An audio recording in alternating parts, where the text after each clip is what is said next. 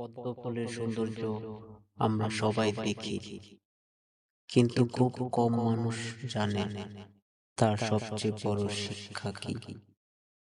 পদ্ম ফুল কাদায় জন্মায়, কাদার মধ্যেই বেড়ে ওঠে, কিন্তু কখনোই সে কাদাকে নিজের উপর লাগতে দেয় না।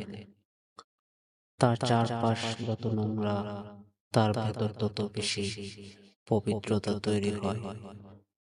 জীবনেও ঠিক এমন সময় আসে যখন পরিবেশ খারাপ, মানুষ খারাপ, পরিস্থিতি নোংরা, কেউ তোমাকে বুঝবে না, সাহায্য করবে না, কিন্তু তুমি ঠিক করবে তুমি কেমন থাকবে।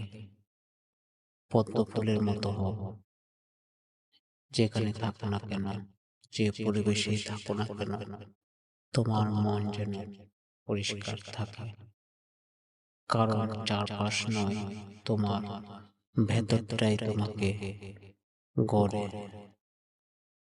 আজ নিজেকে একটা কথা বলো, আমি কাদার মধ্যে থাকলেও কাদা আমার মধ্যে ঢুকতে দেব না।